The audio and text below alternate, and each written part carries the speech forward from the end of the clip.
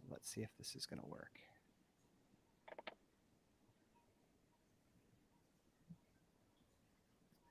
All right. Hello, hello, hello. Are we live over here? I think we're live. Oh, got it. Figure this out. Man, we'll see if we figured it out. I feel like every time we go live, we screw everything up. I know this is horrible. It's two apes. Like, you're not any better at this stuff than I am, and I'm the worst at it. No, and you're right. like 10 years younger than me. You should be like right on this. Yeah, I have no excuse. You do, but I have nothing. And so I'm trying to figure this out and be in charge of this. All right. Man, well, here we are. Where are you? Why is the podcast delayed? Well, the podcast is delayed because I'm in Salt Lake City for the fights. And man, every time I travel for fights, and you guys know at this point, it is just a difficult situation to get just to record a podcast. I mean, just the logistics of it, trying to deal with, fighters. I've got Qileng, or AQ as we call him. And then I've got Luis Saldana. And so just trying to coordinate everything, trying to do everything, trying to find a place to record. It's just crazy. It's just crazy. Now, okay, I have a question because I was perusing Twitter. Was AQ running next to Jay Perrin on the treadmill? What's going on with that? Was he? That's funny. I was asking. This guy keeps tweeting out like cryptic stuff like mind games on the treadmill. I'm like, dude, just shut up and fight, man. What's funny is I actually ran into Lance Spot. He's one of the, managers with Iridium and, Jay Perrin's management company. And I was actually talking with Lance, and Jay was there with him. And I didn't even recognize him. I didn't even know who it was until, after a minute, I was like, oh, that's Jay Perrin. But I don't think it was on the treadmill next to him. And if he was, I don't think any of us knew that he was on the treadmill next to him. Because he looks like generic white guy?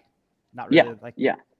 Just all white people look the same. I mean, look at me. You can't tell me from any other white guy at the gym. Well, you fit right in. It's Utah. So this is like Utah. Your people. Oh my gosh, they all look like me. I go outside and I'm like, man, everybody is exactly like I am. There's no different people here in Utah. Did you see that promo video, the UFC shot with like Paulo Costa and Luke Rockhold, like showing around Utah, and it was just on a green screen? No. it actually was such a funny video. Paulo just being Paulo. I ran into Paulo the other day in the elevator, and the door opened, and he just looks at me and goes, my friend, shakes my hand and then goes away. I was like, geez, Paulo's awesome. He's really one is of those a nice characters. Guy. Honestly, like when I met Paulo, I didn't even know that he was like a big star in the UFC or anything. He just came to the gym, just super nice guy, super humble. No matter where I was on the mat, at any point when he came in the gym, he would take his shoes off, go on the mats, shake my hand, hello, coach, good to see you, and then go do whatever he was going to do. But really, really a nice person, nice human. We'll see how he does this weekend, just with all the weirdness. His last couple of fights have been kind of weird. But as a human, very nice human. Well, he looks in shape. Now, you are out there. Are you struggling for breath, like walking downstairs to go get breakfast? What is the altitude like? Okay, so I'm glad you asked that, because I wanted to bring this up, because I lived in So Phoenix, we're at probably 900 feet elevation, 1,000 feet elevation, something like that. I went to grad school in Flagstaff, which is, close to 7,000, 6,000, 7,000, depending on where you're at. I lived there for a year. I never acclimated to this, to the altitude. And then anytime I came back down to Phoenix to train, I never felt like I was benefited from living up there. It was always horrible. And I remember the first time I trained in Flagstaff, I was dying. I was wheezing going against this like a white belt. And I was like, I cannot tap out to this guy, but I could barely breathe. My entire body was on fire, burning. It was horrible. Up here, I was actually rolling yesterday with Balajian, who's one of AQ's training partners. He trains with us, and honestly, I was fine. I was a little tired just because we were in one of the workout rooms, but the workout room was shut. Honestly, it was just more humid and hot than anything. They had the heat up. So I was like, oh my gosh, I need a breathe in here. But the actual altitude, I don't really feel much. So, and I'm not the beacon of health or in shape. So I expected to die, and I was fine. And honestly, AQ and Luis, they were training and doing stuff, and neither of them like overly out of breath for anything. And I mean, Lou was on the treadmill for 45 minutes the day we got here, just jogging and cruising, just cutting some weight, not like sweating, you know what I mean, but just running just to get a workout in. He was fine. I mean, he did that with nothing. And then the day after, was it Wednesday? Yesterday, he swam for 30 minutes just doing laps in the pool here and was fine as well. So, I don't know what the deal is, but the altitude has not been crazy. But that said, I think it might mess a lot of people up during these fights this week. So I think it is absolutely going to be an issue. Well, let me offer my 2 cents because I think maybe a year ago now, I went out to Colorado to go train. That's actually where I started training, was in Colorado as a white belt. I did a few months there during a summertime in jiu-jitsu. And then my uncle lives out there, MMA fighter. So I got to train with a lot of those people. That's where I started with Raquel Pennington and a lot of those people. So I went back, I'm a brown belt now, went back and I'm like, all right, it's time to like show him, like my uncle, like, hey, I've grown up. Like, I can't wait to roll with you, like as an adult, not a 14-year-old kid. So I went really hard. He's a big, strong Mexican guy. He installs windows for a living. So he's just got that like crazy strength. And I went hard. Like I was like, I got to show him like, hey, what's up? I burnt myself out so badly that like the next like 3 rounds, like these skinny, like 6-month in blue belts were just destroying me. I was so tired. I felt like completely helpless. And that's Colorado. So, I guess sometimes you notice it, sometimes you don't. Like I never noticed it when I was 16 years old training there, but as a 25-year-old, as I go, this is rough when I don't know how to manage it. So I'm looking right now because I'm with you. Like I have bad cardio. I've done it. So Salt Lake City's altitude, they list at 4,200. Denver's altitude is listed at 5,279, and then Albuquerque is 5,300. So we're about 1,000 feet less than, Denver. And I think that makes a big difference. I really don't. I'm sure it's going to be a little bit of an issue with altitude and everything, but I do not think it's going to be as crazy as at least I was expecting anyway. Maybe other people know that Salt Lake isn't the craziest altitude on the planet. In my head, I thought Salt Lake was like 6,000 feet. So again, at 4,200 feet, that's not crazy. Well, I was finishing my research, and so I was watching one of the Merab fights, and they were like, yeah, he fought, in New Mexico, which is crazy high altitude. And they're like, yeah, his coaches didn't even tell him that it was high altitude, so he wouldn't overtrain and everything like this. So then it got me really curious, like, okay, because a lot of my reads and my things for this week is like, I think we see a lot of late round finishes. So I was like, all right, I'm curious, in the high altitude, is that something that we're seeing, is these late round finishes? So I looked at that card that Merab fought on, and weirdly, like it was 50% of them went to decision, but that was including 2 disqualifications for illegal knees. And one of them was Diego Sanchez. So that probably would have gone to a decision. And then the other one was Brock Weaver and Kazula Vargas. So who knows how that would have gone. But, that's over 50% going to decision when you're thinking like, okay, these guys are going to gas out and then someone's going to get finished. So it's interesting. I think we're probably going to see a lot of them go to decision just because people are trying to conserve their gas tanks. And then they are so tired, it's going to be tough for them to even, tough for them to finish the fight. They just don't have that, little extra oomph. So interesting. Yeah, I think it's going to affect people just like you said, but more on a psychological level than it is on an actual aerobic level.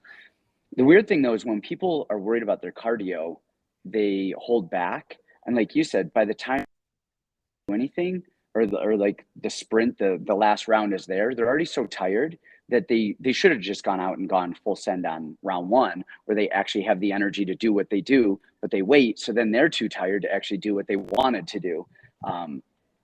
And yeah, I don't know. I'm curious, but I don't think it's going to be as big of an issue as we thought. But I do think on a psychological level, maybe we see people holding back and not going crazy right off the bat. And that might do a weird thing that we couldn't even predict if we tried on that level. Are you thinking we're playing overs this week? Finally, that's the good spot.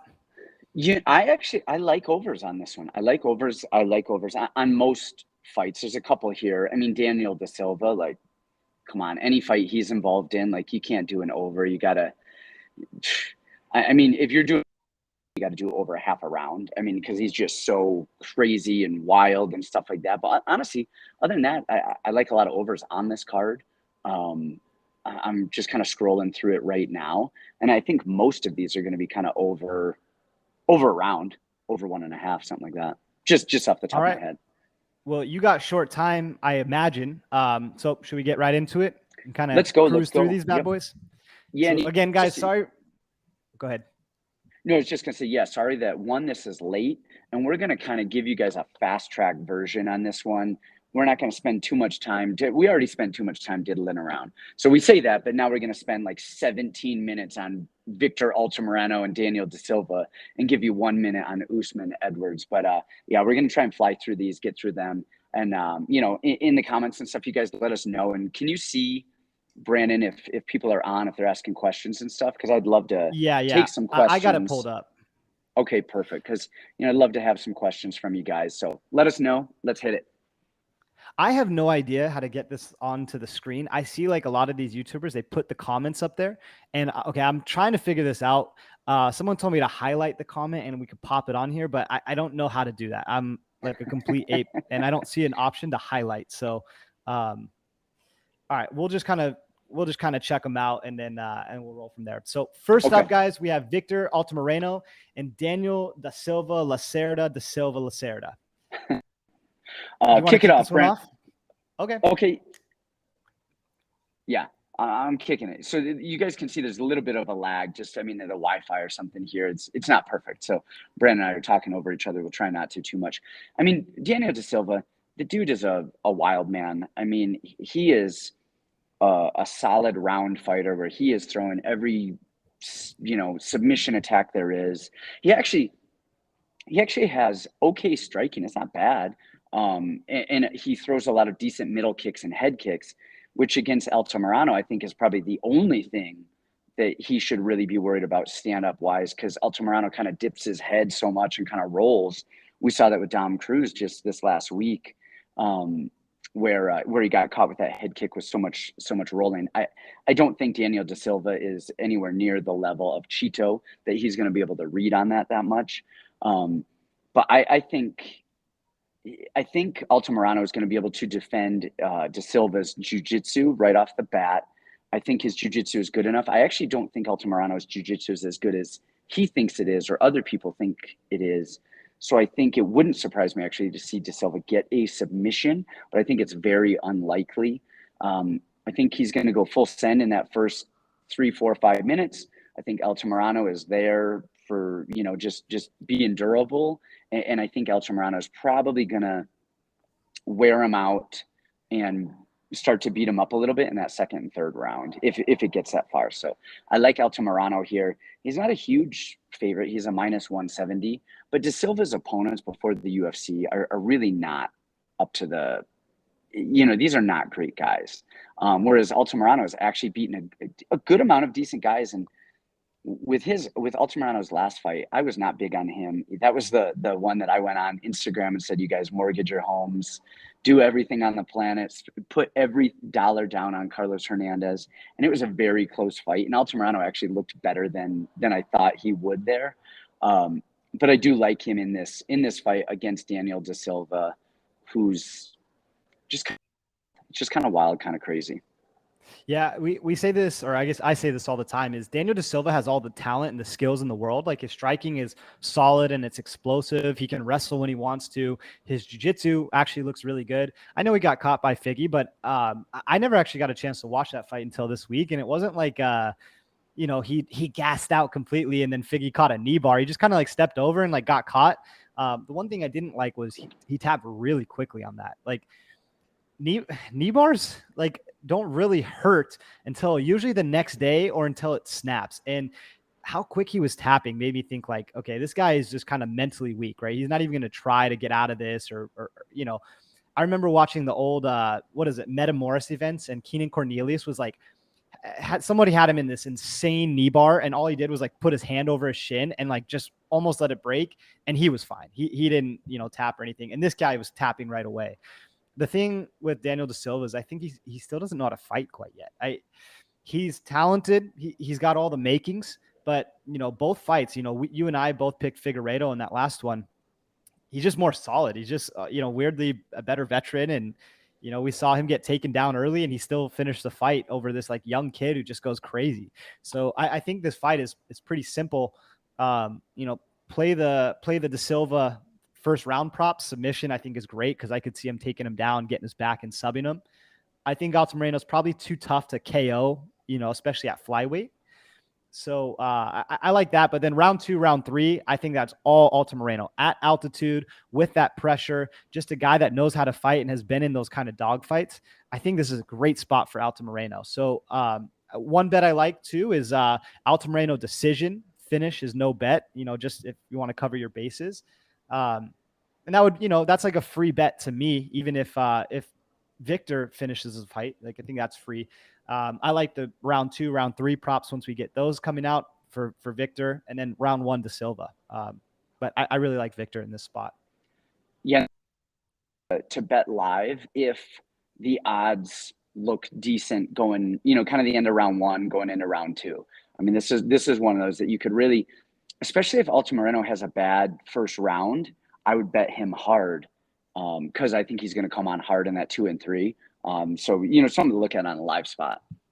This is all going to be a live bet card just due to cardio. Yes. And I think we say cardio is number 1 anyways, and now it's going to be accentuated here. Mm-hmm. Yep, I think so. All right. Next up, what do we got? We got AQ versus J. Perrin.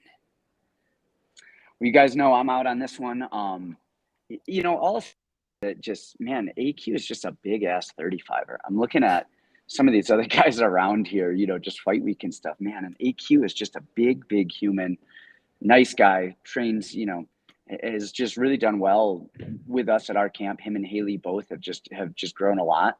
On the other side of that, you have Jay Perrin, who's really tough, just a really tough, solid guy. He's beaten some really good guys on the regional scene. So I think it's going to be a really fun fight. I think it's going to be a very exciting fight. Just fans as a whole. If you want to say anything about picking it, I mean, go for it. I mean, you've trained with AQ, and I don't talk about my guys. Yeah, I won't. I'll kind of stick with that same thing. I think as a rule of thumb, from pretty much here on out, it's probably a good idea just to not upset the balance of anything. But AQ is solid, man. I think what's weird is like he opened as a 2-1 favorite, and now the line's getting closer to a pick'em, which is super strange to me because, we've seen a lot of the Chinese fighters come. You got Zhu Rong and all these guys that have been cut from the roster have looked awful in their fights. But I don't think AQ is the one. I mean, he's been training with Haley, came over with Haley, lives with Haley, training at a good camp. Like, he's not the one. You watch the Durden fight. Haley can wrestle. I'm sorry, not Haley. AQ can wrestle. Like, his counter wrestling, just the transitions he was doing. He's fast. He's dynamic. His striking is mean as hell. And like you said, he's massive. He's listed at what, 5'7"? I'm 5'7", and he's a foot taller than me. I mean, it's crazy. I don't think he's 5'7". He's a huge 35er. Now, just like something funny is like, I think Twitter's taken to Perrin this week because he's been on all these betting shows and, he's talking about a lot of stuff. Just really weird. Like the talking about the depression and the suicide and stuff like leading up to fight week. We kind of talked about this. It's time to like stuff away all those emotions, and it's fight week. It's time to go just throw down. If you think the Mongolian murderer is talking about depression this week, forget that. He's talking about putting him into a depression. He's looking to kill him, right? And I think that's kind of the right mentality. So, the fight could go a million different ways. I think AQ could starch him early. I think AQ could get tired from beating his ass, and maybe Perrin comes on late. Million different ways this fight could play out. But I just want to tell you guys that AQ, he's not like the rest of them. He can wrestle. His striking is good, and man, he hits like a house. So great fight. I think this is going to be an awesome, awesome, awesome fight. Yeah. Alrighty. So up next, we have Amir Albazi versus Francisco Figueiredo. Kick it off. I think I hit the last one, and then I'll give my thoughts after yours. Okay. Well, first, like I'm not one of these guys that like, oh, the line is too wide. The line is too wide. That's like, super annoying to me. Like either wins or it doesn't win, you know, whatever. You know, we've gotten so many bad split decisions. Even Boudet last week, like, you know, whatever. The line is wide. He wins. He wins. He wins. But I like Albazi. I think he's really got it. Not that Francisco's bad. You know, we talked about this last time. I think Francisco is actually solid. He's actually got pretty good striking. He's decent everywhere. But I think really the grappling is going to be the big deal here. I think Albazi's a really big 25er.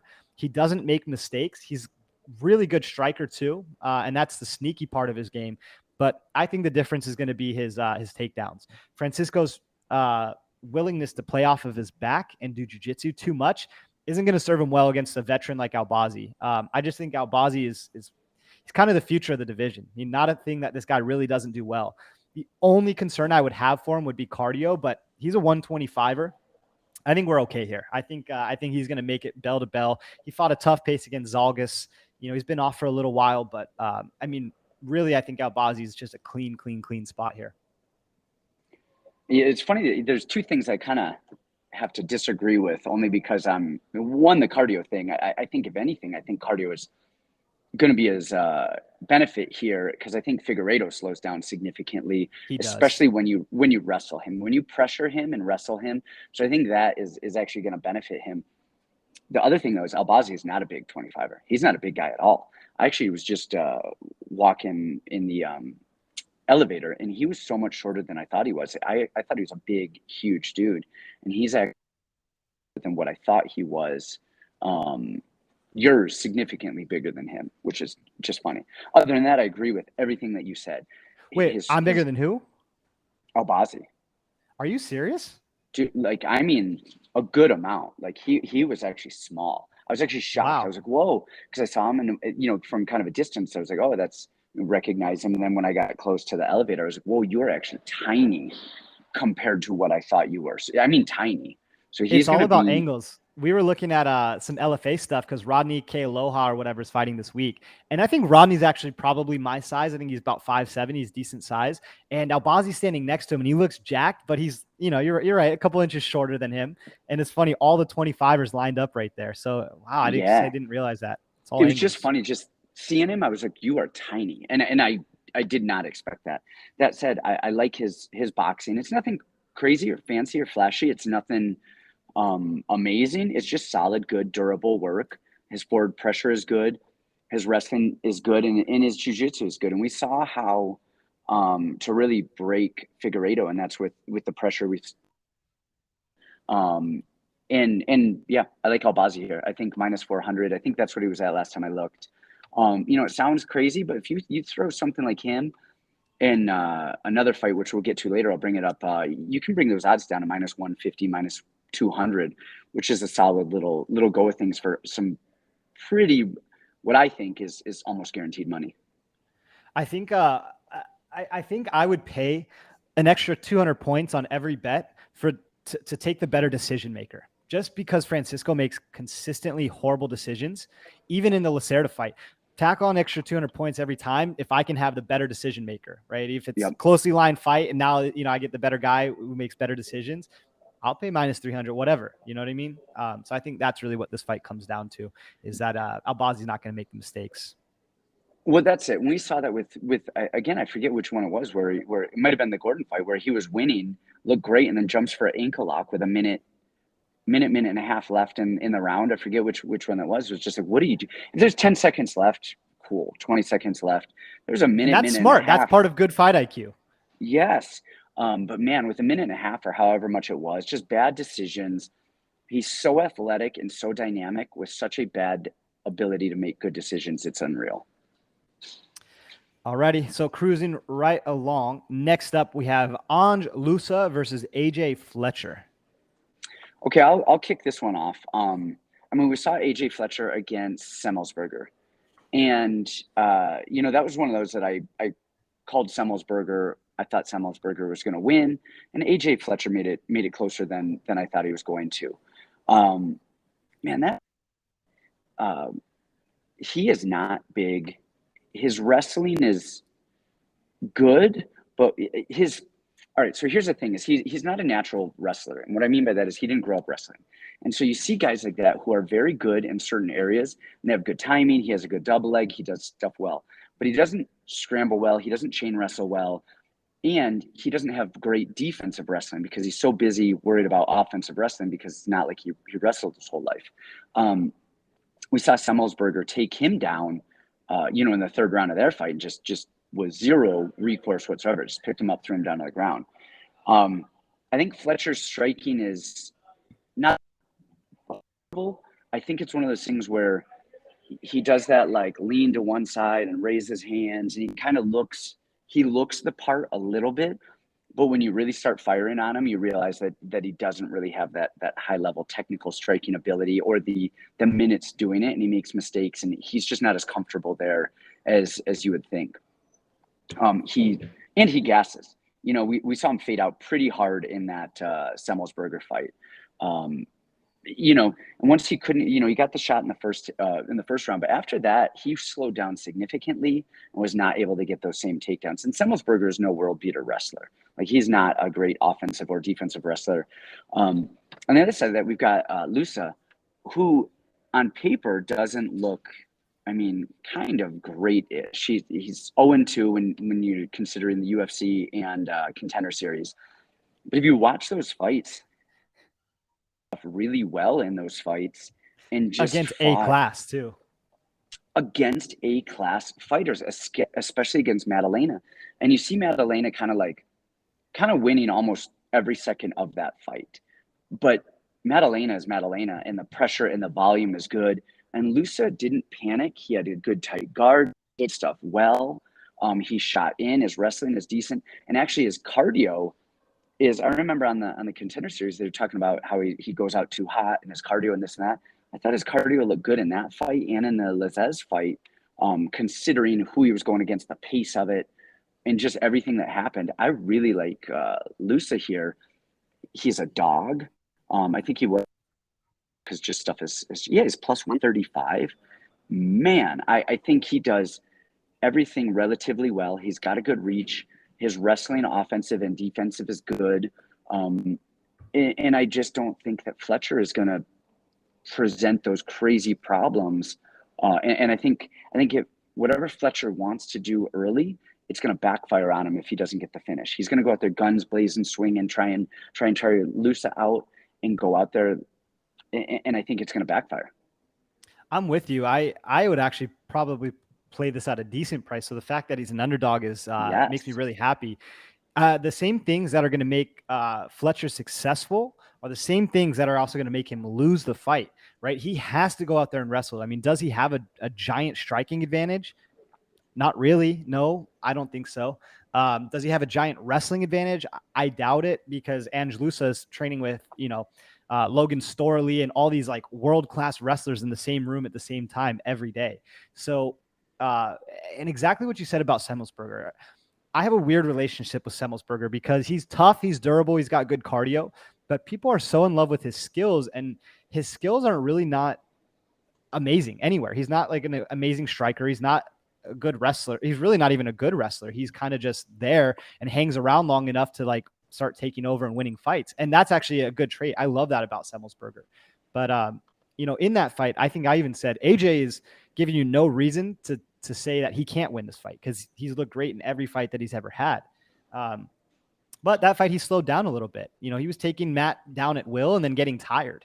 The difference is Matt would let him get in on his legs and then kind of stand up. Loosa actually has a sprawl. Loosa has good defense, and we've seen that in a few fights. People get in on his legs, and he's got a great sprawl. He's dynamic. He just got good heavy hips. I think Loosa is such a great play here. Weirdly, you'd think Loosa would be the one to gas, but like you said, he fought Jack hard for 3 rounds. He fought Munir hard for 3 rounds. Like, I think this is a great pick. Nothing against Fletcher. I think his skills are fine. I just, at altitude against a guy who's got a similar body style to him, who's probably a little bit more dynamic and a better striker, I think you're getting a steal for the underdog Loosa here. Yeah, and what you said, the other thing is Loosa has a really long reach. He looks to have a really long reach, and he Uses his jab really well. Almost everything he does is 1-2. He's got a 74-inch reach, 5'10". Nothing so crazy, but I think that's probably more than Fletcher's. Hold on, I'm gonna look that up right now. And Fletcher doesn't use his reach well with whatever. He's listed at 67-inch reach. That is not a big reach for a welterweight, and I think Loosa is going to be able to keep him at bay. But the other thing too is I think that he's going to be able to out wrestle him on an offensive level if he wants. And we saw that Fletcher not a lot from his back, when Semmelsberger put him on his back. Yeah, I'm reading a lot of these comments. People are kind of saying the same thing. Loosa has a huge reach advantage. Good. Yeah, I really like Loosa. This is either such a closely lined fight that I don't see how you can like feel super confident either way, or you're like, hey, I like Loosa. But it's hard to make a case for Fletcher at those kind of odds. Not that it's crazy, but I don't know. Alrighty, next up. Let's see, what do we got? We have Miranda Maverick versus Shanna Young. Now, before we get into this, I've got to qualify people. So last week I got yelled at by a couple people because I said didn't watch tape on this. Not any tape. Nope, I'm not doing it out of just stubbornness. I'm not watching tape on Bruno Silva and Gerald Meerschaert. And then we saw what happened. I mean, Silva was the pick there times 100, the favorite. He did not look good. Meerschaert looked really good, and we saw what happened. So this was one of those fights where the Miranda Maverick and Shanna Young fight. Earlier, I was like, not watching film on it. Not watching film, not doing it. I already know who's winning, not doing it. But then I did watch film on it because I remembered last week. So who do you think is going to win this? And then I'll give you my thoughts because I did watch film. I'm going to catch so much heat for this, but I think I said this last week with the Lucie fight. Somebody in the comments was like, hey, good call on the Lucie fight. Cause I was like, I think we both kind of said that. And we had talked about that afterwards a little bit too. Okay. I know Miranda Maverick should smoke her. I know this in conventional wisdom. I know this, Shanna Young, I've picked against every fight. She killed me last time with Mazzani, and I'm not flip-flopping just because of that. Here's what I'm seeing. Okay, they fought one time before. Miranda Maverick choked her out in the first round. But in that fight, right, she dropped Mav. She dropped her, and then Maverick was shooting from way far away, like kind of diving at legs. She wasn't really able to secure a takedown very, very well. And then Shanna turned her back. Miranda ended up jumping on and finishing that submission. So I know. Everything says Miranda Maverick should win. The UFC wants her to win.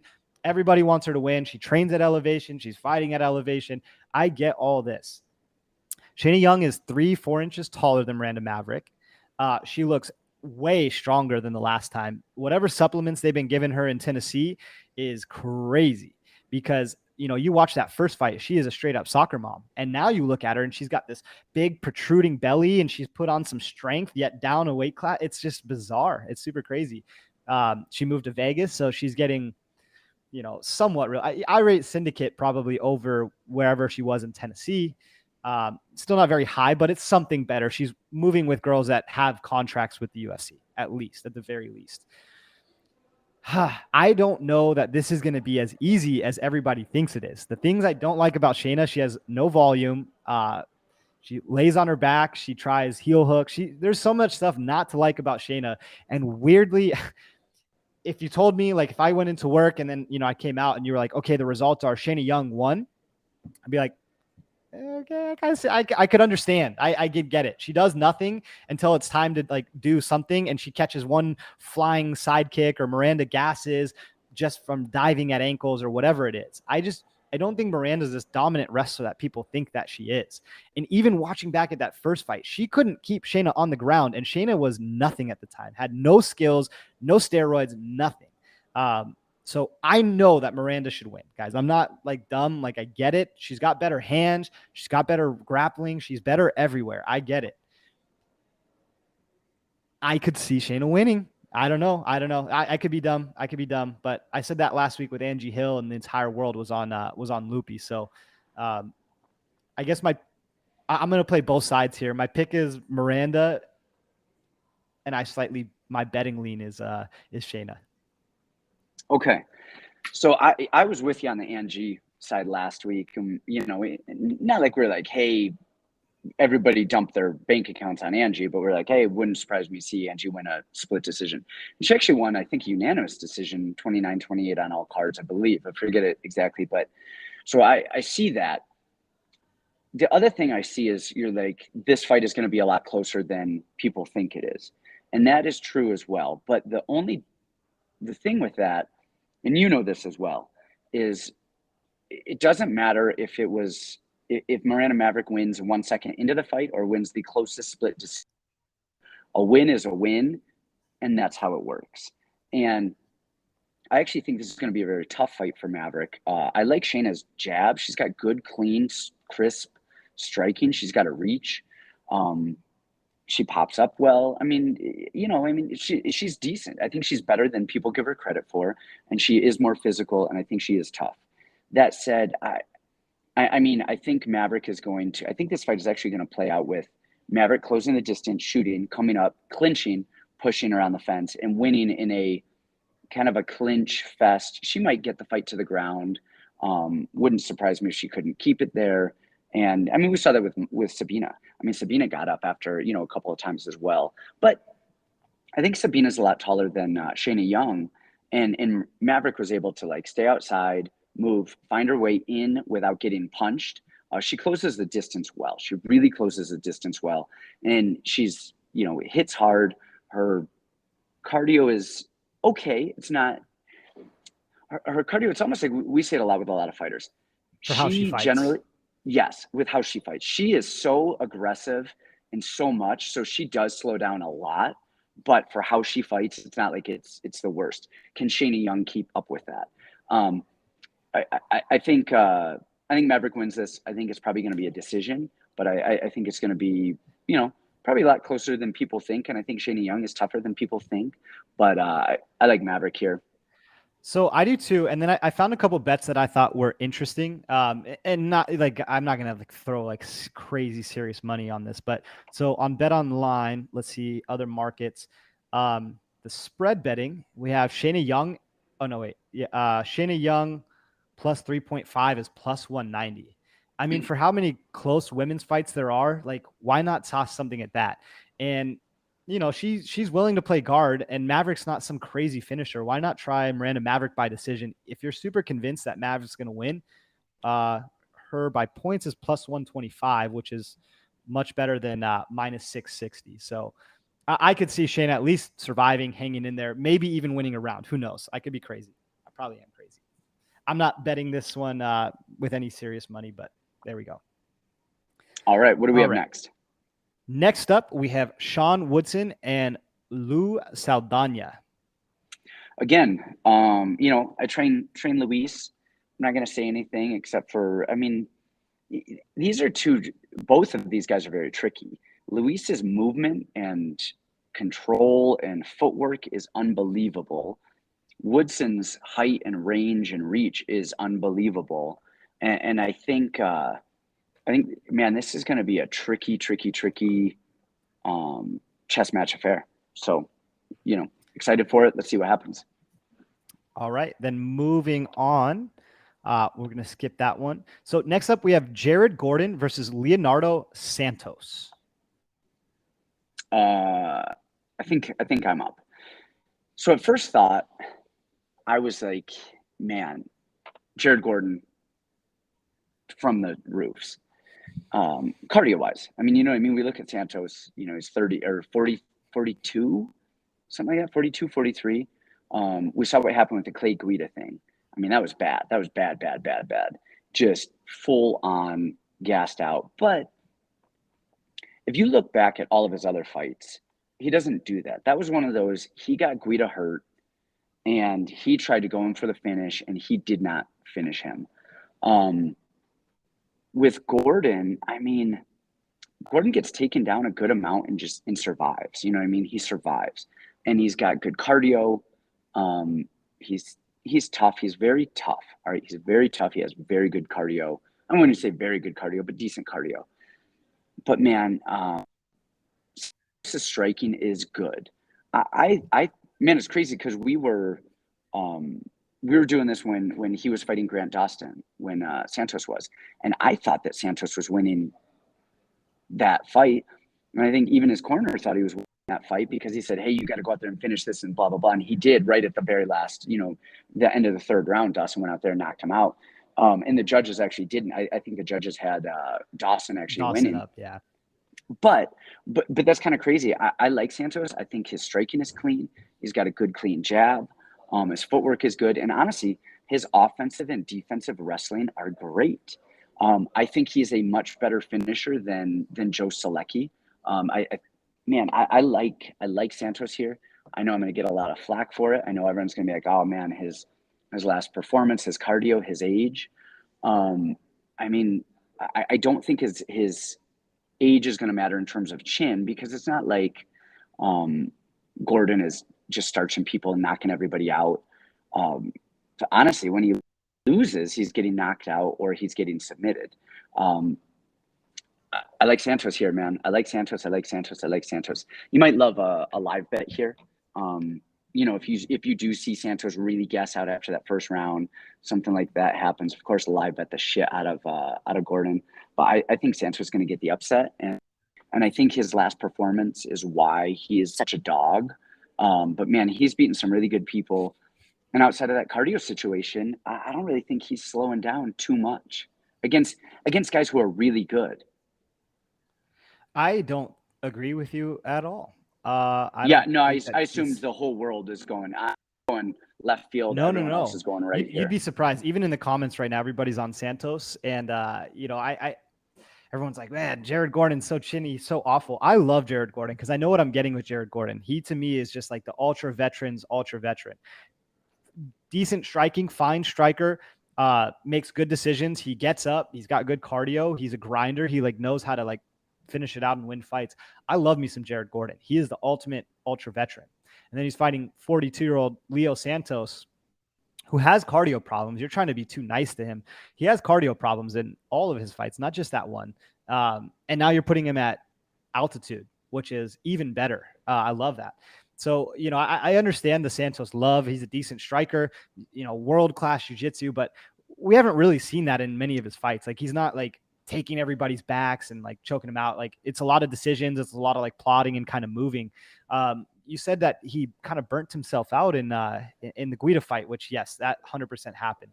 And then I watched the Bogatov fight, the Roman Bogatov fight, and he did the same thing. He hurt Bogatov and then went after him with the slowest straightest punches I've ever seen in my life. Goes to try to finish him, gasses himself out, and Bogatov is gassed too. And Bogatov gets on top, starts beating him up. And then Santos keeps getting kicked in the dick and kind of trying to find a way out. But this was before, finding the way out was cool. So I really like Jared Gordon here. I think this is a perfect spot for him. You got old Leo Santos. Now, his takedown defense is amazing. I think it is really, really good. So I don't see that being the read. I think it's a stand-up affair. I'm going to choose the younger chin and the better cardio over the 42-year-old. The price probably a little bit high, and I think you are wise to take round one Santos. But, honestly, he's not some crazy power puncher. He kind of picks you apart, finds you at range. He's really good at finding openings to the body, those long, straight punches. So I get taking a stab at Santos here by finish or something like that. But, man, I couldn't think of a better matchup considering the conditions than Jared Gordon here. This is at sea level. Okay, maybe we're talking about a little something different, but round one, this just reminds me of Claudio Silva, we just saw. He's super old. He's whatever. I like Jared Gordon. I couldn't think of a better spot for him. Okay, so I'm going to hang out to dry if this goes wrong next week, but I'm not even saying round one, submission or bust. Just a money line. Well, I think he can get up 2 rounds and then not get finished in the third. Man, I have a hard time believing that. He's just so slow. Oh my God, he's slow. He's just so slow.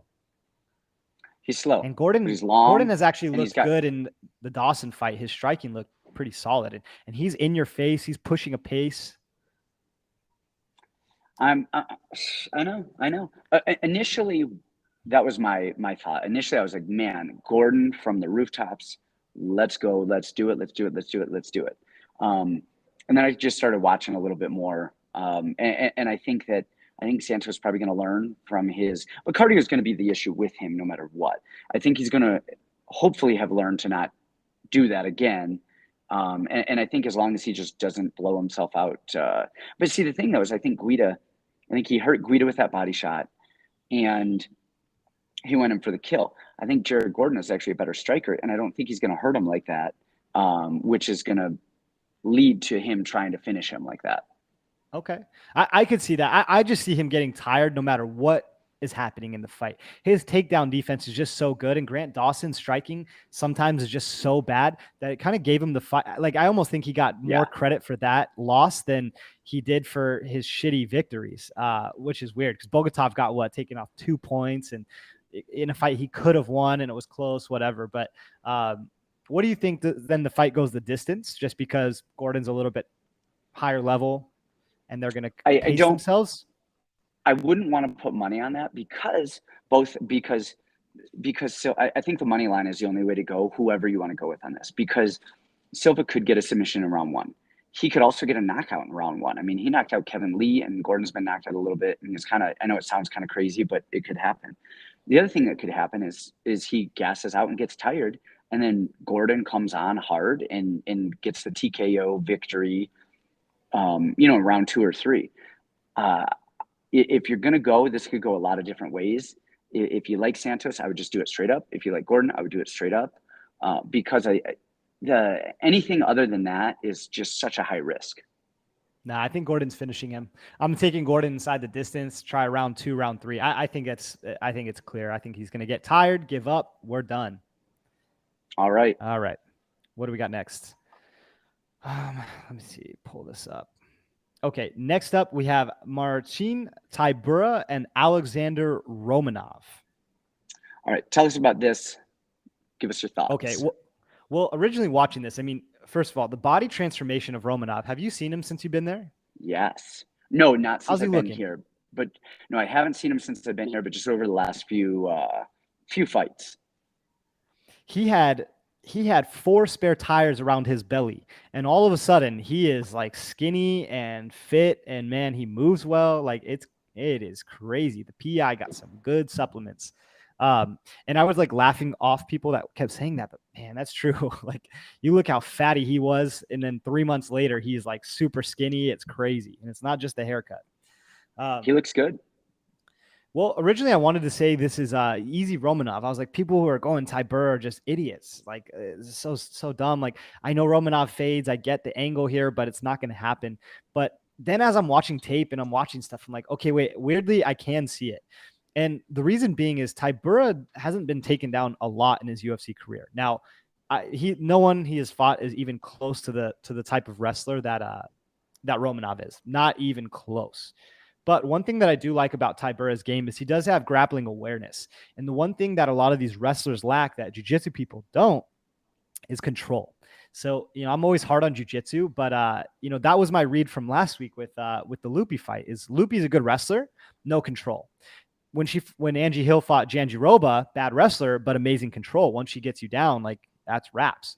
So, a couple of the times we've seen Tybura on his back was Fabricio Verdum, and you're like, well, he's not getting up. He's not, doing the right things. It's also Fabricio Verdum, who's an ADCC champion and amazing black belt, legendary black belt. So, I'm going to give him the benefit of the doubt there. In every other fight, he's working back up. He's defending shots decently. He's kind of noodling his way out. If I could write the game plan here, I wouldn't have Romanov wrestle at all for the first round. I would just have him striking, like literally just striking. I think his striking is actually better. It's more powerful. It's more dangerous than Tybura by a mile. Man, if Romanov comes out shooting takedowns and he doesn't finish Tybura early, that cardio is seriously a liability. I mean, even in his last fight against Sherman, he finished it fairly easily, and he was huffing and puffing and exhausted from a submission.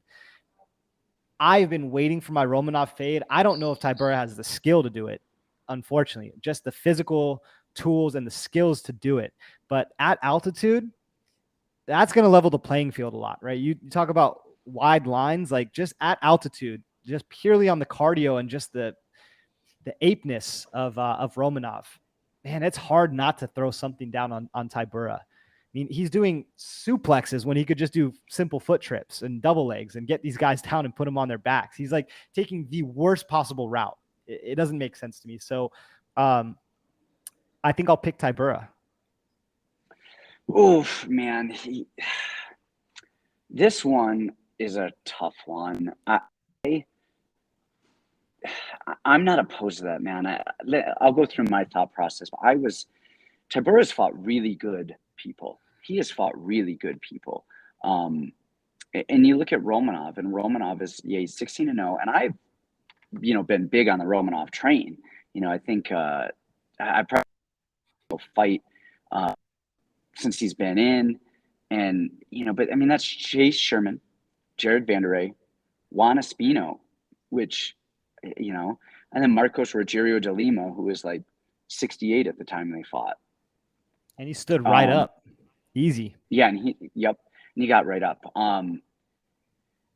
Man, and with Tybura, they do talk about how he's, not taken down a lot and all of that, but he's mainly going against strikers and bigger guys who are not trying to take him down.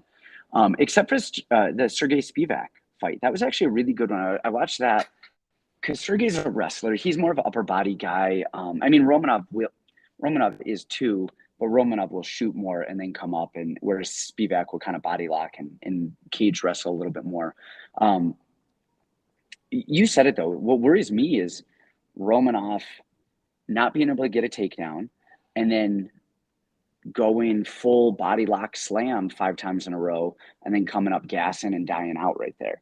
And he gets tired. He gets really tired. On the other side of that, like watching Tybura, I mean, he beat Spivak, Maxim Grishin, Ben Rothwell, Greg Hardy, Walt Harris, and then he lost a decision to Volkov. Tybura's biggest thing is he's durable. He's durable, and he has somewhat serviceable takedown defense. His striking, it bothers me. He's just so, it's like, I mean, there's volume is there. It's decent. He has kind of decent head movement. He strikes like a woman, like a woman's MMA fighter. Oh my gosh. He's like just flicking punches. Just pitter pat, pitter pat, pitter pat. He's always off balance. He's always moving. There's nothing that really just, I don't know. I wanted to find that read to have Tybura win this. And after watching everything, and again, I think this is going to be very close. And I cannot fault you for that Tybura thing at all. I hate it. I don't feel any conviction. Zero. I wanted to. And then watching the Shamil fight, I think this fight is going to be very similar to the Shamil Abdurakhimov fight. Not a lot is going to happen. There's going to be a lot of standing there. Romanov's going to shoot a little bit, maybe get stuffed out. And the thing with Romanov, though, is that his striking, he doesn't do a lot, which I think is good for him in this fight, because I think Tybura does so much that he's off balance. And I think Romanov is just going to sit there and then throw big overhands at him and win, clip him enough to win those rounds, push him against the fence enough to win the round, possibly get him out of there. But I do not feel confident on this at all, because I could really see him gassing hard. I'm leaning Romanov here, but man, you guys, my confidence level in this is very low. Well, I'm seeing like a lot of you guys comment and saying like, well, Tybura doesn't have the cardio either. And guys, I'm with you 1,000%. Like, I'm not up here going like, oh man, Tybura's lock, Romanov is a fraud. Like, okay, Romanov hits hard as hell. He can wrestle his ass off. His wrestling is phenomenal for a welterweight, let alone a heavyweight. I mean, he's excellent. The problem is just like we said, is he goes all out at all times. And, even though Tybura has cardio problems too, also, he will stick around long enough to not die. And I just worry that the output of Romanov is going to gas himself before Tybura can gas himself. If we're just talking purely on skill and who's the better fighter, this really isn't a close fight. I mean, Romanov is 1,000 times the fighter that Tybura is. It's not really even that close. The elevation is the big thing that gets me. And I'm not trying to sound smart with the Tybura pick. I mean, if I didn't have to make a pick, I wouldn't even make one, because this is a live bet fight. I mean, if you see Romanov gassing, like the books know it, we know it, everybody knows it, then you're going to go Tybura. But also, what is Tybura's way to win other than Romanov just having a in-ring heart attack? And now he's lost a bunch of weight. He looks a million times better. I kind of want to change my pick to Romanov because, he's just better. But the whole world is going to get screwed on parlays once he does have a heart attack in the ring from suplexing Tybura 30 times who doesn't die. So, this is a tough fight. I say live bet it. I would take, Tybura round 3 props or round 2 props. And then, I don't know. I could see a big standing KO for Romanov. That's how I would tell him to fight. It's funny that you say that because that's what I think is the best path to victory is not wrestling and striking. Just don't do a lot, big overhands, big overhand left, follow with big either overhand right if you step through or just a right hook. But it's funny, the more we're talking about this, the more I'm getting on the Tybura train because we're switching. We're switching. And here's why, man, I was watching tape on this quite a bit, but if you look again, he finished Chase Sherman. Chase Sherman is always finished. He's finishing Vanderay, who's tough, but gets finished a good amount. The Juan Espino fight, man, that was probably going to go to a decision. De Lima fight, forearm choke, finished that. Roque Martinez finished that. So he's finishing these guys in round 1 and round 2, and he is tired doing it. And if you look at Tybura, a decision to Fabricio Verdum. Verdum didn't put him away. All right, he got knocked out by Derek Lewis. Decision to Stefan Struve. He got knocked out by Shamil, which I think is the closest fight to this. And then a decision to Spivak, Grisham, Rothwell. Of course, he's winning those decisions. So those guys, he's used to going the distance. Again, I think Romanov is better here, but is Romanov good enough to get him out of there before the cardio becomes an issue? And that is my big worry. That is my big worry. It's my big worry. I still think I'm going Romanov here. But man, I honestly, this is a coin flip one to me. And it's not a skill thing. Like you said, it's a durability thing. It's a, can you get him away, get him out of there and be there when who has the cardio when the dust settles. Alrighty. This must be this week's people's main event. This is this week's people's main event because there's been more chatter on this fight than any other one. And the Tybura people are like, yeah, but he's the best he's ever fought. And the other people are like, hey guys, don't even overthink this one. It's not even going to be close. And I see both. I agree with both sentiments. Yes. Yep. All right. So we're going to move on. You guys could keep arguing in the chat. Next up, we got Tyson Pedro and Harry Hunsucker. Man, Tyson Pedro is a freaking athlete. He looked, I think he was fine his last fight. He had a long layoff, and of course it was Ike Villanueva, so it's kind of a perfect comeback fight. But man, he is athletic as shit. He's fast. He does this weird, like, God, I don't even know if I can emulate it. If you watch his stance, he almost looks like a robot. Like he's doing these robotic faint movements, and then he doesn't always get a read from it or get anything off of it. He has this kind of weird pattern of movement as he fights, so which I find interesting, but that's neither here nor there. It doesn't do anything in terms of fighting, but he feints well. He does a really good job of feinting and drawing people in. Ike actually didn't throw a lot, even off of his feints early, but Pedro showed good measure, didn't go nuts, took his time, threw the kicks, solid stuff. Hunsucker, on the other hand, I mean, just haymakers or bust. I really do think this is a pick'em, not a pick'em, a gimme fight for Pedro. And honestly, I mean, this is he got fed to Tafa, to Vyasa, and then now Pedro, all of these Aussie down under guys. Man, I think this is a Pedro fight. The only thing that worries me, and I'm not saying this is going to happen at all, this is just watching film. When people throw at Pedro, he reaches with his arms, chin up, head back, and Hunsucker just right overhand, left overhand. He's swimming over there, grabbing rocks and just chucking them. I don't think that he's going to land one, but that is what worries me a little bit. But I like Pedro here. I just think I think he's just a better fighter all around. I think Pedro's really freaking good. Like Pedro's really good.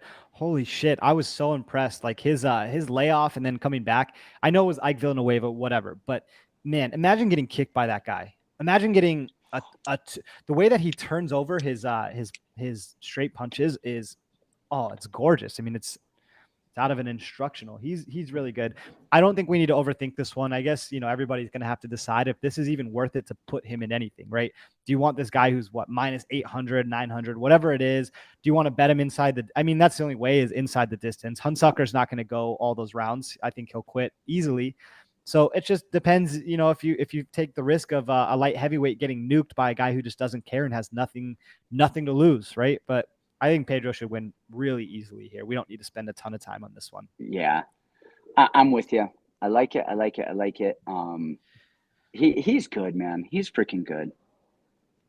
Alrighty. Next up, we have Lucie Pudilova versus Wu Yanan.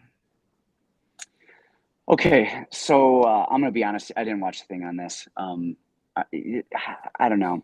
I couldn't get myself up to do it. Just with the record and seeing, Lucie go. I mean, what, her last 4 fights in the UFC and her previous stint 0-4.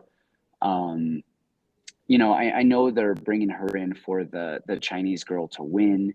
It was tough. Do you think so? Hey guys, in the comments, can you let us know why Lucie was re-signed to the UFC? Is there like a rhyme or reason to it? Yeah, I mean, I think because she's not much of a grappler, if I remember correctly, and this is going to be more of a stand-up affair.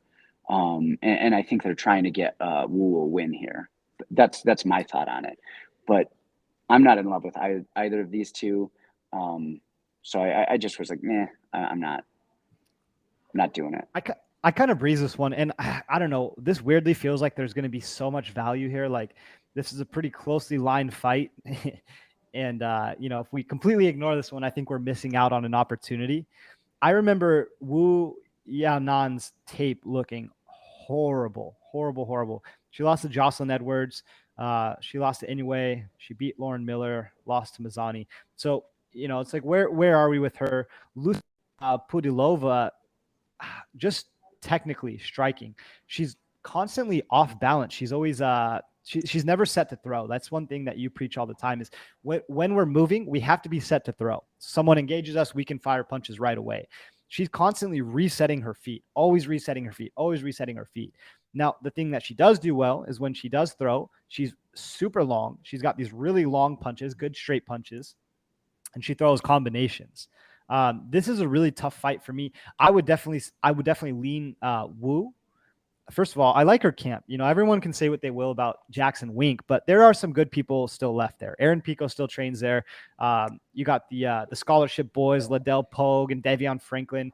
They have issues managing their fights, but they're talented, and that's something you can't really debate. But the women are good. I love me some Arlene Blenko. I think Arlene Blenko, ultra veteran woman, that's who Wu gets to train with all the time. I like Wu. I think she looked much improved in the Mayra Buena Silva fight. The in and outs, the leg kicks, the fast striking.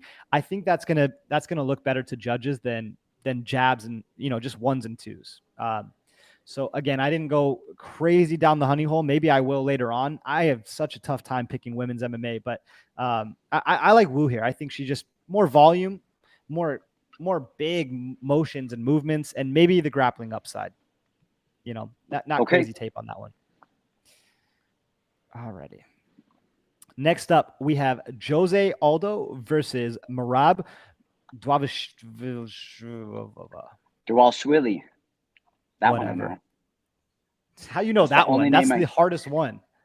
I know. I don't know why. Well, it's because Frankie Saenz fought him years ago, and when we couldn't find any tape on this dude because it was his first fight in the UFC was Frankie Saenz, and so we couldn't find anything, and we knew, okay, he wrestled a little bit, but we didn't know what, because every tape, everything that he had on him was all in whatever in Georgian. I mean, it's whatever they speak and read and write in Georgian, and we didn't find anything. And what did we keep calling him? Merval. We thought his first name was Merval. And so then when we finally realized what his actual name was, I guess it stuck with me. So that's the only hard name that I will ever pronounce correctly, just for the record books. Oh shit! Sorry. Are we doing a podcast? Sorry. I was reading the comments. I'm just kidding. I was just reading comments. Sorry, I wasn't paying attention. Okay. Yeah. Anyway, trying to keep up with all this stuff. But yeah, give us your thoughts, Aldo, Dvalishvili. Oh, this is gonna pain me to say. I don't really think this fight is that close. I think I love Merab here. There's a lot of love for Aldo, and I totally understand the Aldo love. I mean, Aldo is, when you look at the pantheon of all-time greats, Aldo's there because, man, the guy's never missed a beat. He used to be young and throw crazy high volume and all kinds of insane leg kicks and was just this dynamic finisher and just, man, he checked every box. And in his old age, he dropped down a weight class and we're like, there's no way. And he's looked great there too, with a very different style. Like, I'm going to be a counter puncher and an ultra veteran. I love me some Aldo, but a couple things. One, Merab is, his hands have gotten better. Not to say he's going to outstrike Aldo, because I don't really think that's the case. Aldo has seen everything under the sun. He's seen every kind of style. His boxing is clean and technical. But do I think Merab could catch Aldo? Of course I do. I mean, someone's chucking hammers over the top. Sometimes you're going to catch one. But I think Merab's cardio and just his relentlessness is really going to be I think gone are the days of Aldo's 100% takedown defense. No one can ever get him down, right? Rob Font got him down. Marlon Moraes got him down. Like, a lot of these guys are getting him down. Now he's going to go against the best wrestler out of the bunch at 35 at altitude, a guy who doesn't get tired. I went back to watch that Casey Kenny fight because that was something that they've mentioned in the last few fights, is how he fought at altitude, and they told him don't train so you don't overtrain and all this stuff. And man, he was pushing an insane pace that entire time. I really think that he's gonna drown Aldo. Aldo, he wore down a little bit in the Peter Yan fight, and I get it. That's Peter Yan. But you're still going to have that same kind of relentless pressure. The big overhands, you got to watch those anyways. And then you have the grappling upside and just that relentless wrestling. I weirdly think Merab's got a harder fight style for Aldo than Peter Yan does. I mean, I think Aldo, didn't he win a round or two, or at least looked really close and competitive with Yan, who's, okay, having a slow start to the fight and then picking it up as the fight goes. Where Merab, 3 rounds, he's going to be on you. I think Merab wins fairly easily here. Man, it's interesting you say that, because I've gone back and forth on this a lot. Initially, I was like, Merab all the way, going to drown him. The takedown defense, the altitude, the cardio, this and that. But then I started looking at, all those last few fights. Let me see really quickly. I think it was the Volk fight. So he lost to Volk. Volk couldn't take him down. But Volk's a different wrestler. Volk's pushy on the cage, inside trippy type of stuff. The Marlon Moraes fight, I thought he won.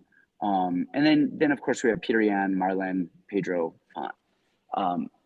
I don't think Aldo's cardio is as bad as people say it is. Like, I mean, I think he slows down a little bit. Man, I mean, who doesn't against Peter Yan when he's just ripping middle kicks and liver kicks, whatever it was that he, what I mean? Like, just that's a hard style to fight against.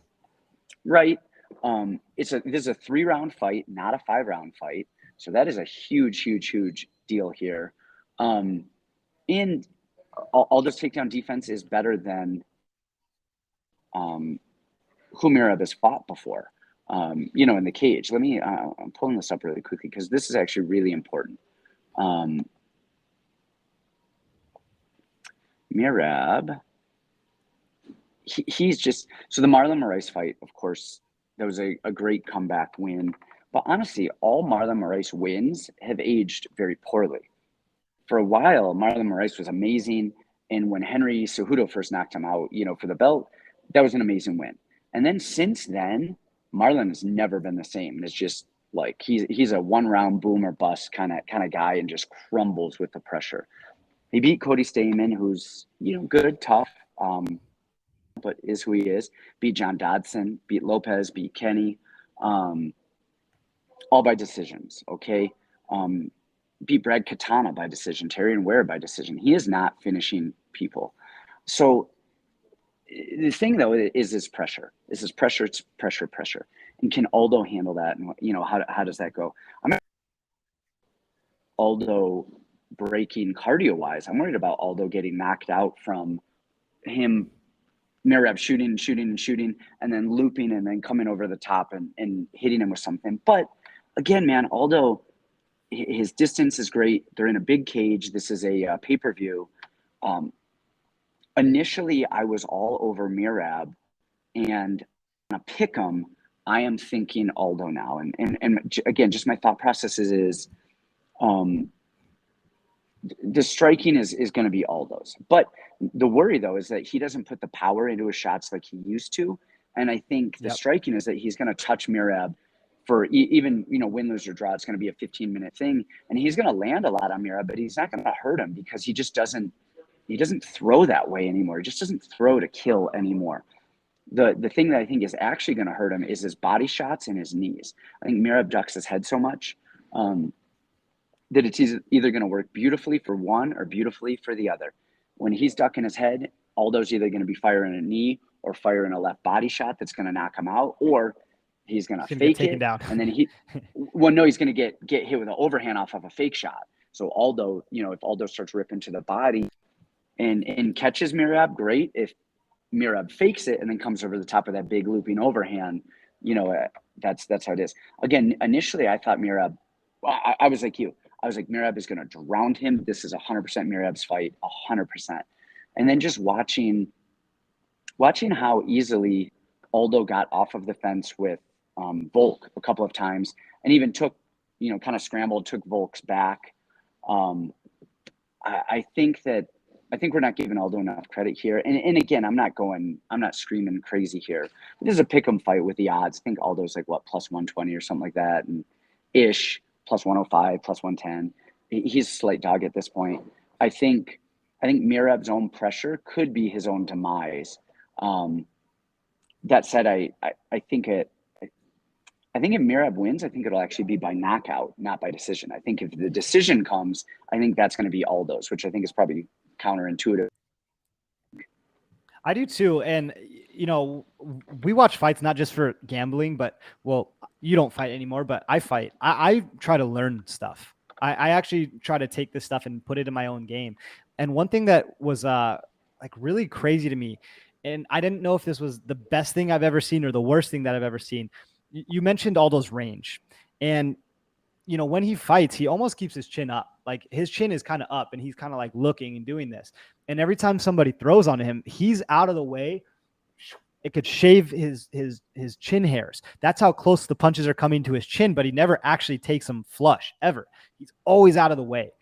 But that's the thing I worry about is exactly what you said. You fake that shot, you cast that big overhand right, and that little chin, it just, especially at altitude, just a smidge slower, and boom, there it is. And that's all she wrote. Another big weight cut. He's 35 years old now, like at altitude. So if his reaction time is just a tad bit slower, you got a guy who doesn't get tired, who doesn't fade, who has a wrestling upside. I love me some Aldo. He is one of my favorite of all time, but I don't, and that's the other thing that you said too, is Aldo doesn't throw with that crazy power. We saw Merab get put on death's door against Marlon, but Marlon only swings with power. He's one round or bust, and he's probably one of the most dynamic 35ers we have ever seen. I mean, just wham, tight punches. He is a killer for one round. And Merab got, almost put to sleep like that. But Aldo's not that guy. He's patient. He sees things. He makes reads. His reads are some of the best you've ever seen. So I do think those knees and the body work, he's got some of the best body shots that we've seen. It's incredible. But every time he lifts that knee is an opportunity for him to get taken down, and then he has to work his way back up. And now the reaction time's slower.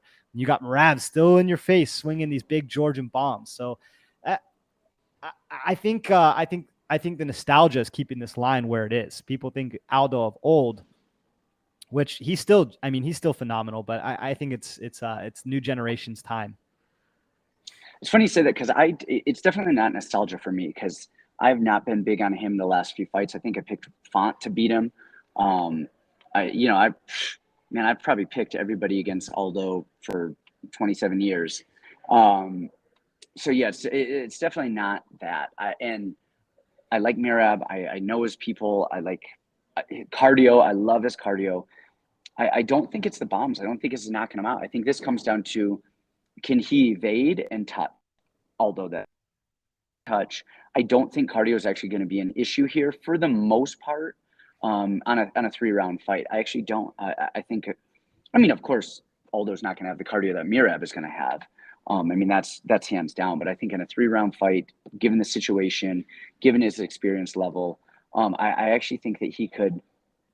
I mean, of course, he could catch Mirab and knock him out, or something like that. But I think he's going to just outpoint him. I think he's going to outpoint him. It's going to come down to grappling control versus striking control. And I think we're going to see, if the judges here are in the, control somebody for 4 minutes, and then the guy gets up and swings a little bit and rocks him and lands a couple punches, which is the judging that we've been seeing lately. I think this fight goes to Aldo.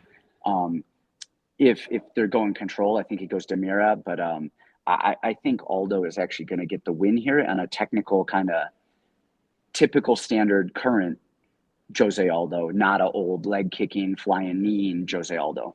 I miss those days. Those were great days. I know. Those were great freaking days. Alrighty. So we are up at the co-main event. I love how we always say we're going to breeze through this. We just chit chat. Yep. All right. We got the co-main event. We got Paulo Costa and Luke Rockhold.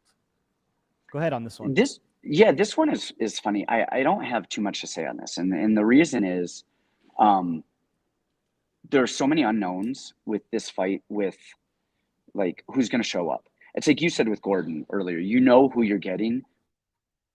With this, I do not know what I'm getting. If those last 2 performances of Paulo's were erased out of my brain, I would say, oh, Paulo, like his fight with Yoel Romero was so impressive to me. The grappling, the defending takedowns, the cardio, that was just great. His power is great. His movement is great. His fight with Israel was weird. His fight with Vettori was weird. He's got really good, clean boxing. I don't know who he's training with these days. They're down in Brazil. He's kind of doing his own thing. Since that Israel fight, he kind of has done his own training and kind of gotten a little off on his own. Man, I love his boxing. He actually has really good kicks too. His grappling is good. Everything checks the boxes except for those weird, what was that? Izzy was September of 2020. So the last 2 years have been weird. And before that, man, Paulo is the truth. He checks it all. But wow. On the other side of that, we have Luke, who has not fought. Who did he fight last? What was the date on that? That was Yan back in 2019. That was back when he was 34, where he's 37 now. So that is alarming to me. He hasn't really won. I mean, he beat David Branch in 2017, and now we're here. But man, he was amazing before that kind of streak, where really, Bisbee kind of took his soul on everything. But man, the stories I've heard about, that we've all heard about Rockhold forever. He's just physically gifted, physically this, physically that, everything.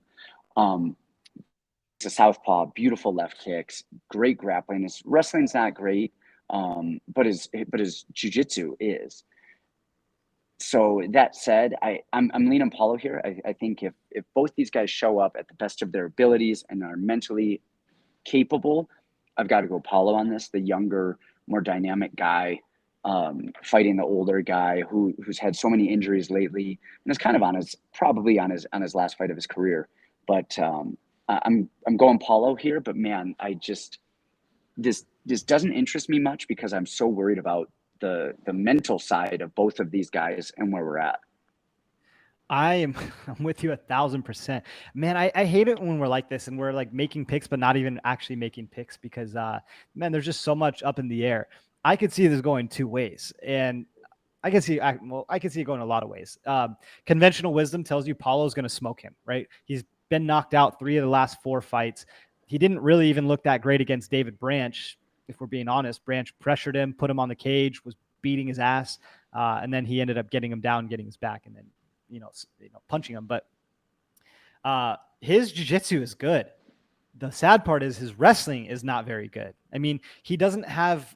I'm trying to find out if they're doing cage wrestling over there at Ruka because, in the past, I don't know if he was at Ruka the whole time in his last fights, but he's doing that like day one thing that we always talk about is the telltale sign that you don't know how to cage wrestle. You just try to get your foot around. It's not like the beautiful Sean Brady where he gets your weight moving one way and then takes it out. You're just trying to like loop your leg around, and that's what he does for takedowns.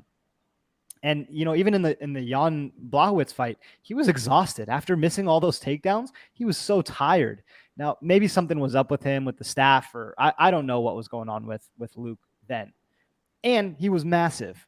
I mean, how many times is going up to 220 and putting all that weight on and then going right back down to 185 years later? How well does that usually work out for people? I mean, it doesn't usually. And Paulo's kind of a crazy case too, because, every fight they're talking about how tired he's getting after 2 minutes of fighting, yet he still fights super hard for 5 rounds. And it's astounding. Like, I can't believe it. The altitude to me seems like it's going to play a factor, but I'm not sure for who just yet. Does Luke come out and shoot 50 shots and then be dog tired and Paulo KOs him? Does Paulo get tired finally and we see, Luke get a late takedown and then submit him? I have no idea what we're going to get here. I think personally, I played some Luke Rockhold round 2 and round 3. If he can get out of that first and Paulo's tired, for some reason he can get on top. I think he's got the jiu-jitsu to do it. But, I think the conventional wisdom is Paulo's going to take this one. I like Paulo to win here. Who knows why Luke's coming back? He doesn't need the money. He didn't seem that interested in fighting to begin with. He's always been so kind of nonchalant about his entire career. I don't think his wrestling is at the level that it needs to be for modern MMA. His striking is good, but he keeps those hands down. He always keeps those hands down. And Paulo hits hard. He presses forward. He's got a mean body kick himself. I mean, have you seen a heavier and harder kick than Paulo's? It's crazy. Right. So I like Paulo to win here, but I could easily see somehow Luke getting on top and finishing Paulo. See, I'm gonna clarify something. I wouldn't say but I think Paulo wins this. Like, even with the head case stuff. I mean, I don't like not knowing where people are at. But even with the Vettori fight, man, he, fought tooth and nail for and he came in 50 pounds overweight. He looked bad, but he's got fight in him. He's not gonna quit. The Izzy fight, I'm not justifying it or anything. He was drinking, trying to go to bed, didn't sleep for like 24 hours. I've had weird jet lag like that, and it is weird, man. It is a thing. I've seen him now. He looks lean. He's in shape. He looks good, man. I got to stick with Paulo here. I think just his will to fight and his ability and everything. It is weird, the entire situation, but Paulo's solid here. Yep, I agree. Alrighty, now down to the main event. We have Kamaru Usman versus Leon Edwards. Give us your thoughts on this main event. And first of all, well, hold on. Even before we do anything, I'm the worst at main events. I could get every fight on a card right, and we get to the main event, and I will have that so far off, it's stupid. So you guys, whatever I pick, do the opposite. Man, so then I can be that guy. Who's the guy that you're always... Uh-oh, I'm losing the audio. Oh, sorry, I had a phone call coming in. Sorry, you guys, I'm recording on my iPhone. What did you ask me? Who's the guy? What? Sorry, there was a call coming on my iPhone, but there's a guy that you're always referencing who says, "Oh no, you're supposed to pick the opposite of me." Then when he gets them right, he's, "Oh no, that was one that you're supposed to pick," and "Oh no, that was one you're supposed to go the opposite." Good old Ben the Better. It's so funny. He just put out a video yesterday about titty cappers, like these like attractive girls who are putting out the like these pics, and like he's like, "Oh, you desperate men are just following because they're attractive. They don't even know what they're talking about." Yet his last 2 days has lost like every single bet. It's horrible, man. That's funny. And then he's gonna be like, "You should have been fading me." Anyway, give us your thoughts on this. I'll tell you my thoughts, and then you can fade me. I really wanted to pick Leon here. I really wanted to pick Leon here. I love that like British style of fighting. I love him. I love Fabian. I love like all of those guys. I like that fast, like kind of in and out, good kickboxing, does a lot of the things right, you know, stands up, good takedown defense, at least as far as we can see. But honestly, I think it's going to be Usman. He's got the grappling upside.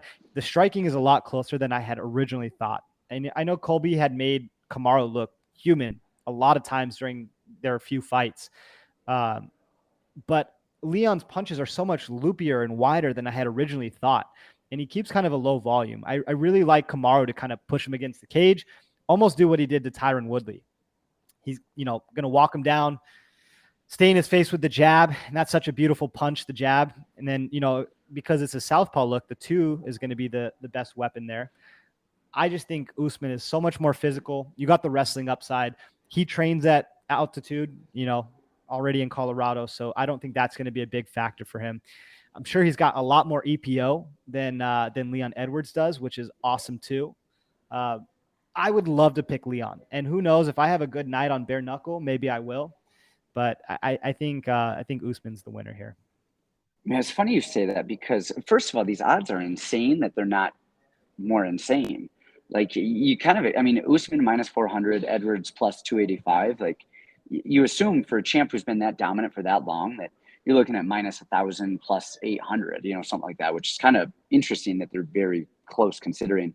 I'm with you. I wanted to pick Leon so much here. I was looking for the angle. I'm looking for the angle, but I'm actually not with you on the striking. Before I did tape, I was like, oh, the striking is very close. And actually, after watching it more, I wouldn't say I'm against you, but I actually think that Leon's striking is just cleaner. He's so much, first of all, he's longer than anybody Usman has fought probably since he fought Leon 10 years ago, whatever it was. He's fighting Colby, who's short, you know, and he does a lot of stuff well, but he's not some great, phenomenal, like pick you apart striker. He's a volume striker. Then you have Masvidal, who's man, I love me some Masvidal. Masvidal's older. Yeah. He's shorter. He doesn't have the reach. Man, I love me some Masvidal, but it's not the same as 30-year-old Leon Edwards staring you down. Leon's footwork is really good. His movement is really good. His striking is really good. Usman's striking is very good. It's much improved.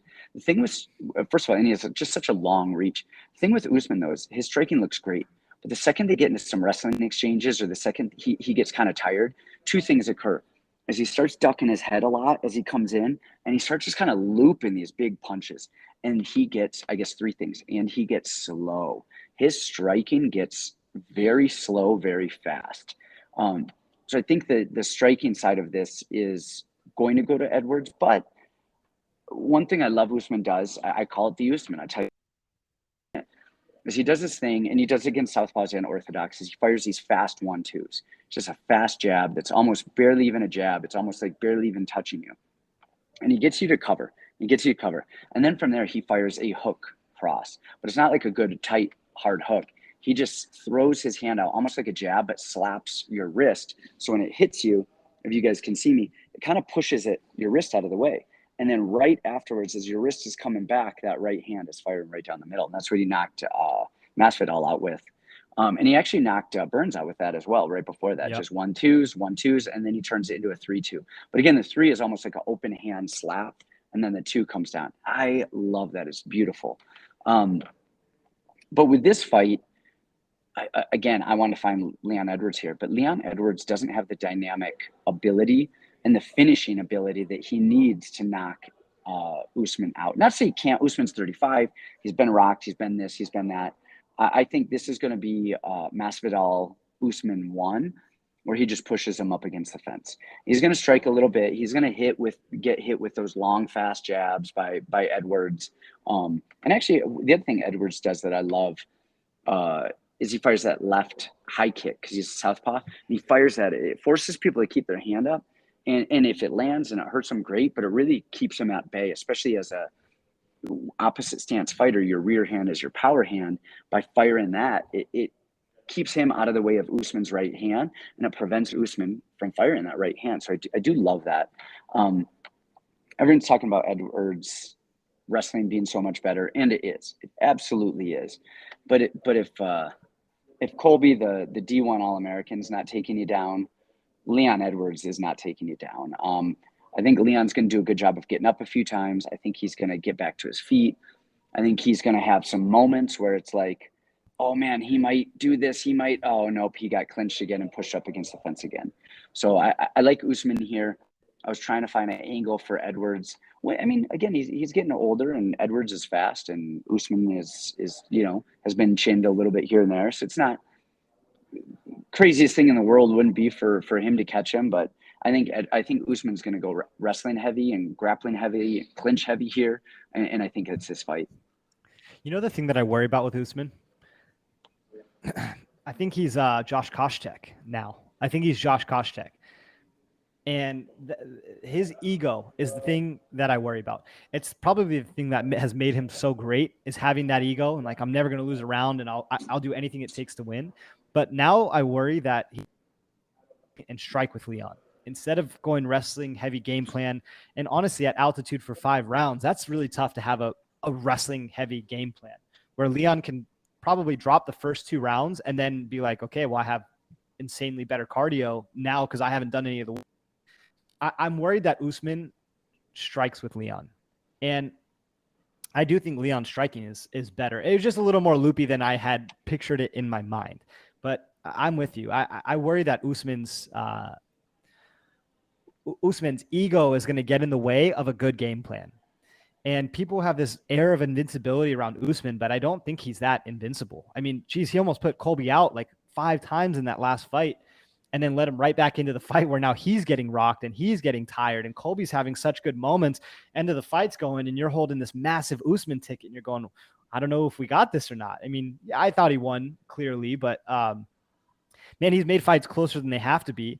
And it's not like Colby was taking him down and winning rounds by offensively wrestling. He was pretty much just striking with him.